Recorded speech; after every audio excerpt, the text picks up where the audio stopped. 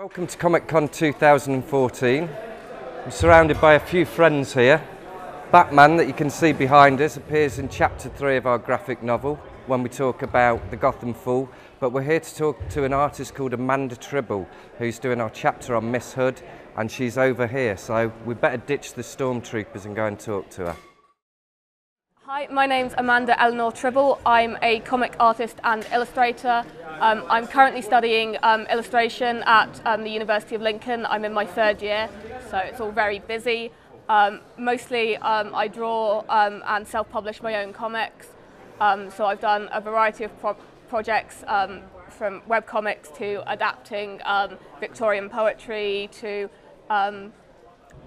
just short self-contained stories. First, I sort of usually write up a script, or someone writes up a script for me, and then I break it down and into pages. I do thumbnails, usually by hand because that's an easier process.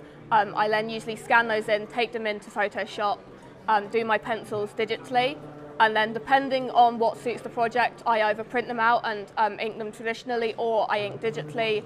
I then scan everything back in if I've inked traditionally, get the pages clean, and then add any colour, effects, tones, whatever I want in Photoshop, letter the pages, and export them either for print or for the web. I'm here at Nottingham Comic Con today to sell some of the comics I've self-published. This book is called Maud Clare. It's based on the Christina Rossetti poem of the same name. Now, because it's a Victorian poem, it's done in a ink and ink wash style because it's black and white, so it sort of suits the period.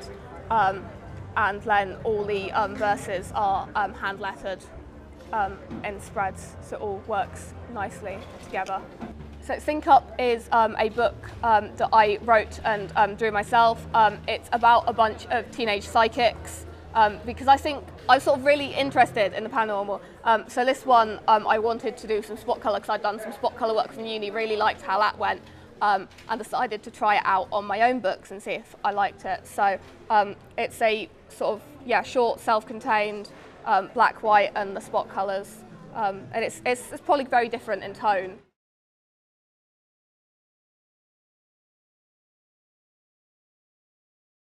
So for Dawn of the Unread, I'm illustrating a story called Miss Hood. It's a modern-day adaptation of Robin Hood. I was given a poem by Ali Stoneman. So what I first did was sort of split up the verses and work out, so I had a page limit, so I needed to work out how much I could fit on each page. Some of the verses translated much more visually than others did, so that was a challenge to try and work out what I could display visually and what I couldn't, and what I had to put into the story to make it work. I then penciled, I'm inking, I'll colour it digitally, and it all sort of works. And it's nice because some of the text is spoken text, so the poetry is all in caption boxes, but the text that's spoken sort of flows into the comic much more, so it's quite interesting as a process to try and work poetry into comics. So of course I'm collaborating with someone who lives in a different city to me, so we have to work via email and Skype to try and put the project together. So they email me the script, I email them back some roughs, they email me back giving me feedback, I email them back corrections.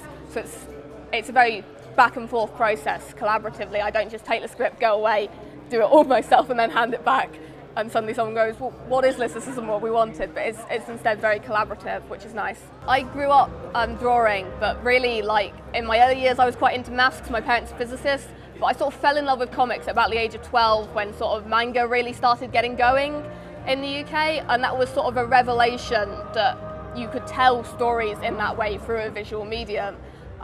And so I grew up on manga, and I grew up on manga done by UK artists, and that was what was really exciting to me, the fact that I could also make comics, which was an idea completely foreign to sort of 14-year-old me. So I've been drawing my own stuff since the age of 15. I'm now influenced more by sort of Western independent stuff, and like people who are trying new things with superhero comics. I like Glyn Dillon's Now of Brown, Dan Berry, Emma Vicelli, like people who are working around the scene today are people who influence me most, and just seeing everyone else's work and seeing it feed back into my own and seeing them feed into other people. That's what I love about the UK comic scene, is it's very collaborative, and everyone sort of knows each other, and that's good. So one great thing about sort of the web coming up is that it's now so much easier for people, like the entry level has got a lot lower, so it's very easy for people to create comics and put them online, to communicate with other artists via Twitter and Facebook and Tumblr and all those things. I prefer flat copies, printed copies, just because it's easier to flick through and read very quickly.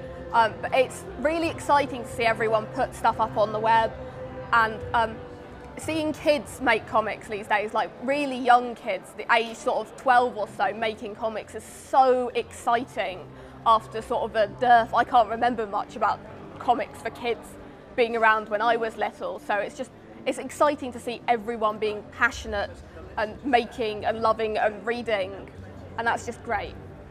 I'm afraid I can't really talk about comics anymore because suddenly the Empire has turned up and they are watching, so you'll have to check everything out online.